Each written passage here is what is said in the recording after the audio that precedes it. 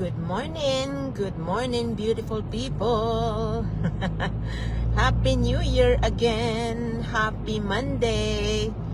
I hope your day is amazing. It's 11:34. Ay, maaga na naman ako ngayon ah. It's 11:34 a.m. here in Ontario, Canada. Oh, if you are, we can be. Oh no. my friend just messaged me. Let me know you're available. Yeah. Sorry guys, sorry. Yeah, so anyhow, good morning. It's 11:34 a.m. here in Ontario, Canada. It's Tita, by the way. Good afternoon, good evening, kung saan man po kayo sa mundo. I hope your day is amazing, you're happy, you're healthy, your family is amazing, your life is good, and you're having fun. So yeah, so anyhow, wow, 2 million viewers. Oh, Loida. How you doing? Hey, thank you. Good morning. Happy Monday. Yes, good morning. Yeah, so katatapos ko lang magturo ng Zumba. So Monday morning kasi yun ang aking isang side hustle again. Yeah, so good to see you. Thank you for the support. Maraming salamat. I hope you have a great holiday, great New Year. Yeah, so I'm just driving home. At tawag na, nagturo nga ako kanina. And but anyhow, just wanted to come out and hoping that I could inspire a few people. Oh my God, they're really amazing news sa ating business. Thank you for the heart. Thank you sa support diyan. Maraming salamat.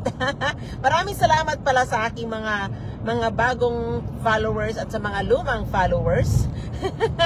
Super, ang bilis-bilis lumaki ng aking mga ng following ko. Business page ko is Tita Vargas D, and andito ako sa aking personal page today. It's Tita Vargas. So thank you so much guys. Maraming salamat sa inyong, I like your hat. Thank you. Ano yan, machi-machi tayo ngayon sa aking matagal na to, ilang ano na to, tawag na, ilang winters ko na ito na machi-machi lang yan sila. Para naman, tawag na, laging tawag na, lagi akong maraming compliments pagka itong aking sinusuot dahil color is very lively, attractive, and machi-machi daw ako. So we try, right? Yeah. But anyhow, talagang tawag na, nakaka-inspire talaga. Kanina lang kababasa ko lang ng message again. May email tayo, di ba? May mga email tayo, updates tayo. My goodness, ang ganda-ganda ng promotion this month. Holy monkey. Napaka-generous talaga ng ating affiliate company. So, yeah, so it's worth sharing talaga doon sa mga nag-i-inspire na mag-start ng kanilang business for this year. Isi-share ko ito sa aking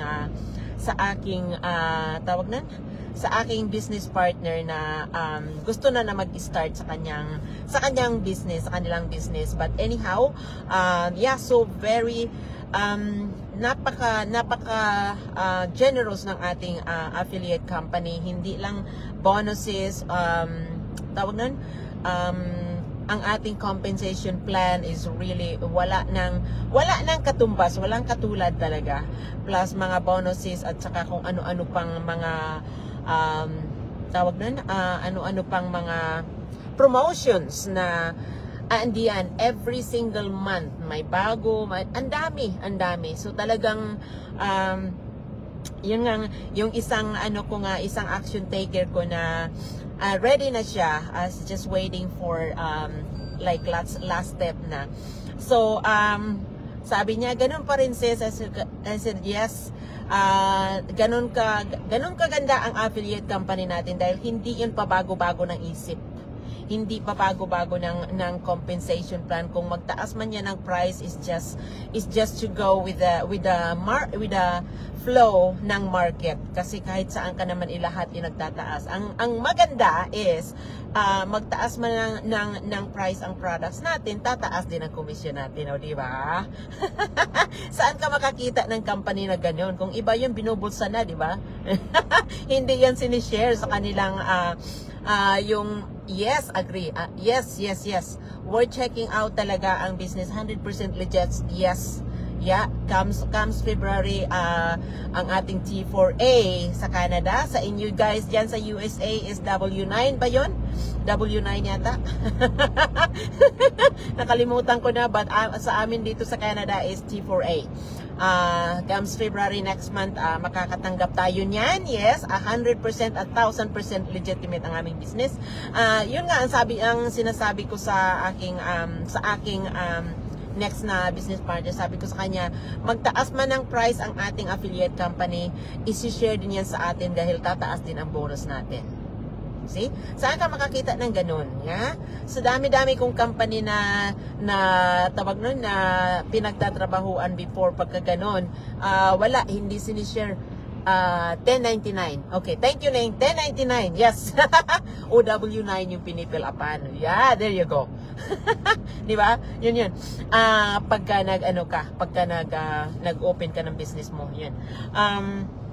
Yeah, so anyhow, yeah, so talagang wala ka nang makitang ganun, and then kababasa ko nga lang ng email, and then si Coach Mary and then si Coach Mildred senior doon sa chat natin na isi-share natin. Yes, it's worth sharing talaga dahil doon sa promotion na yan, kung doon sa mga nagpaplano na mag-start ng kanilang business this year, go for it. Oh my goodness. Ang ganda ng promotion ngayon. Yeah, so mamaya i-message ko yun doon sa Juan. Thank you for watching. How are you? Sorry. I'm talking in Tagalog. How are you? I hope you had an amazing holiday. I hope you did not work too hard. Thank you for watching. I'm just on the way home from Collingwood. I taught my fitness class this morning, but yeah, so life is good, and I just wanted to share a few really bye for now. Yes, ingat. Yeah, thank you Ning, thank you. Ingat din. But anyhow, so it's so inspiring talaga, and then lahat and I always say that I am really having fun because I personal growth talaga in this business is amazing. The shift of my mindset shift is grabe. Wala nang katulad. So and then maraming tao na even doon sa mga post is talagang minsan nakaka-receive ako ng message, why are you so happy? Why are you so upbeat all the time? I say, why not? Life is too short, right? Have fun, enjoy the day. We can only we cannot take back the day that we have now. So enjoy the now. Right? That's what it is. And be kind. It's free. So yeah, so I just na kahapon I did share it with you guys na because I was trying to organize my thank you for the hearts, thank you for the thumbs up dyan, maraming salamat. I tried to share yesterday. I was compiling my receipts because yes, yan ang kagandahan pagka may business ka, kasi it depends kung ano yung part ng mga nagagamit mo sa business is matatax write off mo yan. Sa akin kasi I have two. So one is my fitness classes, and then one is of course my online business. So I have a lot of things that I can write off. So yung my folder, that green folder that I have shown yesterday, before even before December, it's packed, it's full. Lots of yeah, you're back. Thank you. Lots of I even printed out a lot of receipts yesterday. Yeah, so that my internet, I could, because I use it for my online business. My phone bills, use it in both, because of course I'm teaching fitness classes. My songs is in my phone, so my accountant normally split my receipts half and half. Part of my gas as well, and maintenance for my cars. I have tons of things that I can write off. So that is one plus if you have a business. Not like if you're considering having another income, another source of income. I would rather say start a business, because if you're going to take another part-time job, at the end of the year, that part-time job, you'll end up just paying what you earn on the next job that you took. What you earn is that additional hours. All of those, I naranasan ko yan before. Yeah, all of those, ibabayad mo lang sa tax yun eh. Because as long as you are on that bracket, pag tumaas yung income mo, tataas din ang percentage ng tax mo. So naranasan ko yan dati. So I know na hindi maganda. Patay, like tawag nun, tad na ang katawan mo sa kakakayod. Puro sakit sa katawan, and then at the end of the year, akala mo malaki ang kita mo, and then ibabalik mo rin yan for the tax. Kasi wala kang tax write-off eh. Yung pinanggas mo, hindi mo mata-tax right. It depends kung anong klaseng work ang tinanggap mo. Sa amin kasi, like you know, if you're a caregiver, PSW, it depends on the company as well. It depends on the company, because I heard some of the company are like not paying their mileage. Mine is, because I asked for it. Right? You'll never know what you can get. If you you'll never know what you are, like, you know, if you don't ask, you will never know the answer. So ask, right? So that's what I did before I signed up dito sa aking part-time job.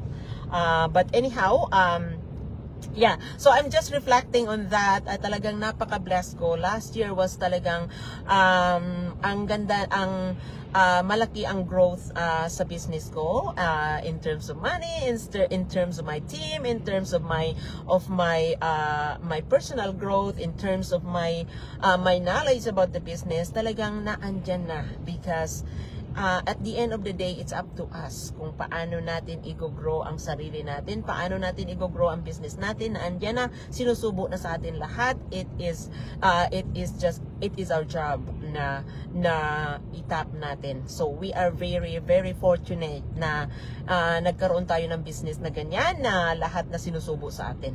So but anyhow, I'm just so happy, and just like reflecting all those blessings that I have from last year, and how I feel about, like, you know, about myself, because at the end of the day, meron akong nakausap, why are you so proud of yourself? I was like, yes, you should be proud of yourself. And you should be proud of your accomplishment, because kung hindi ka proud, paano mo isi-share yun sa iba, diba? Thank you. Thank you, Neng, thank you. Kung hindi ka proud, kung hindi mo ma-feel yun inside na proud ka, hindi you won't feel like going or showing up to your business. Dapat magsushow yan sa iyo. Wilma, thank you for watching. Good morning, Sis Wilma, thank you. Yeah, so hindi dapat, it will show whatever you feel. dapat it will show in your face, it will show on how you interact, and it will show on how you see yourself. And talagang for me, it all starts here.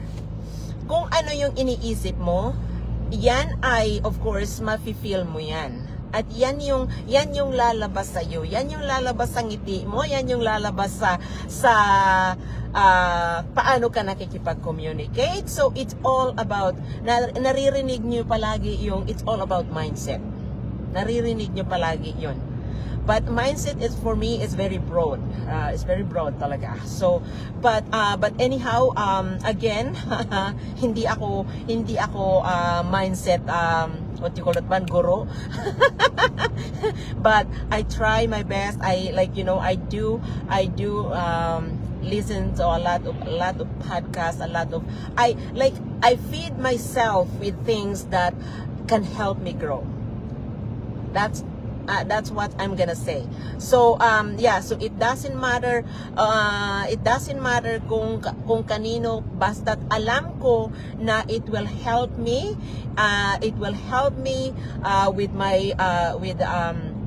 with my personal growth. It will help me on how I carry myself, then I will be open to that. So yun lang, yun ang ano ko doon, yan ang take ko. But I'm just so grateful. Talagang 2024 was amazing for me and my team and my family. We have setbacks, but we have, of course, everybody has, for sure, but it depends on how we handle it. Right? And I am so grateful because I know that I am guided. I know that I am blessed. I am I have like things that I need. I have it's just within my reach. So I'm just proud and I'm happy. I am grateful for all that I have, but of course it won't stop there because I know that there's a lot more. There's a lot more for us, guys. We just have to be open. We just have to be open to learn, open to new opportunities. Yes, marami diyan, marami. Kaya ang ano ko din, madalas ako makikinig sa mga live ni Coach Miriam at saka ni Coach Mildred kasi nakaka-inspire sila at saka marami sa ating business community. Madami tayong resources, again nasa sa atin na lang yun. So yeah, so I would say na talagang grateful ako for 2024 and I'm just super excited. 2025 is gonna be huge. I'm saying that and I claim it. and I have it. So that's what I'm gonna say. It's huge, 2025. And I'm feeling it and like yes. Every single day I'm so excited. I'm so excited to wake up every single day. I'm so excited to learn. I'm so excited to share. It's just amazing. But anyhow, yeah, so all I can say, don't limit yourself. Don't limit yourself. There's a lot of opportunities open for us, a lot of growth that we can, a lot of things that we can tap in to grow personally and also in our business. So yeah, so don't limit yourself. Go for it. Go all in. That's what I'm gonna say. So yeah, so anyhow, hindi na ako magtatagal. Yes, tama. Good luck to us. Yes, good luck. Yes, good luck. And yeah, so don't limit yourself. Talagang try your best talaga. Make time para thank you Ning. We all try, right? Yeah, so anyhow, try your best na. I know ang buhay is talagang very busy. Ang buhay is very busy. Thank you for the hearts dyan. Thank you sa mga thumbs up. Maraming salamat sa mga supportan nyo, guys. Ang buhay is very busy. So kung may magsasabi sa akin, how can I do this business? I am busy. Okay, so granted, yes, lahat tayo busy. Kami ay busy din. May pamilya kami, but we give time to our business because you know what? If you are busy now, working for other people, right? 5, 10 years from now, what do you think your life would be? Kung wala kayong gagawin on the side for yourself, what do you think your life would be? Diba? Ganun pa rin. Ganun pa rin. Ganun, busy ka pa rin. Busy ka pa rin. Ang ano mo dyan is, ang tanong ko sa'yo, do you think ang katawan mo is ganun pa rin? Diba? Diba? So, yan ang magbabago. So, do something to improve yourself now. Ngayon na. Huwag mo nang patagalin. Diba? Ngayon na. Because, if you, hi, thank you for watching, Marlene. Because if you don't do anything, dahil ang excuses mo is busy ka with your work, busy ka, you have 3 jobs, you have 4 jobs, you have family, you have all these excuses come up from your right, left, top, bottom, whatever. Busy ka ngayon, okay? Kung hindi ka gagawa ng paraan to do something for yourself on the side, kung hindi mo bibigyan ng pagkakataon ng sarili, self-care guys is very important. Yan na mag-uumpisa dahil sinong kakayod kung hindi ka well, di ba? Kung hindi ka healthy, dapat talagang ano natin yan. Now, yeah, kung wala ka ng time para sa sarili mo now, saan kailan ka magkakaroon ng time? So, I would say make time. Really make time for yourself, for your self-care, self-growth, and gumawa ng paraan para ma-improve ang sarili mo next year, in the following year. Yes, ang aming business po ay hindi overnight success. Lagi kong sinasabi yan, hindi overnight success. This is the same as you're building a traditional business. The same. Isipin nyo na lang, kung kayo'y, lagi, ang ano ko diyan, ang analogy ko is, pagka nag-aral tayo, di ba, mag-invest tayo ng pera, mag-invest tayo ng time, marami tayong subjects. Hi, Sis Doreen, thank you for watching, sis. Marami tayong subjects, ilang semesters ang tinitake natin. Ang dami nating ini-invest dyan. Nag-i-invest tayo sa sarili natin. Now, at the end of our career, at the end of our like sa school, at the end of that, sis Tita, hi sis, thank you. Watching from Chicago. Oh, Happy New Year, sis. Yes, thank you for watching. Yeah. Stop ako. Okay, may time tayo. Marapit na ako sa bahay. Yeah, so anyhow, pagka nag-aral, ito yung analogy ko, 'di ba? Pagka nag-aral tayo, 'di ba? Kasi kahit ako, pagdating ko dito sa Canada, nag-aral din ako. In-improve ko ang sarili ko. I went to Seneca and I took 4 semesters na inano ko because my son has autism, so I took autism interventionist, and then I got the certificate for that. So I spent money. I spent time to drive down to Toronto, of course, and it's it's more than 2 hours drive plus the traffic. Right? So I did that. So I spent money, I spent my time, I spent gas, I spent everything. So that was my investment for myself, para ma-grow ko ang sarili ko, para mapalago ko ang aking kaalaman when it comes to handling autism. And at the end of that, I got my certificate. I got my certificate. Did I find a job in that field? No. So, hindi guarantee talaga. So, the same way na mag-start ka ng business, kaya ako nagtataka pagka may mga tao nagsasabi, may investment involved ba yan? Absolutely. A big fat yes. Right? So, kaya ako nagtataka, anong negosyo ang walang investment? No, di ba? So, yeah, so ganun na lang ang isipin nyo na lang. Lahat tayo nakapag-aral tayo. Hindi tayo makakapunta ng abroad kung hindi tayo nakapag-aral, di ba? Lahat tayo nag-invest tayo ng pera para mapagaling ang sarili natin. So ganun din ang isipin natin when it comes to our business, di ba?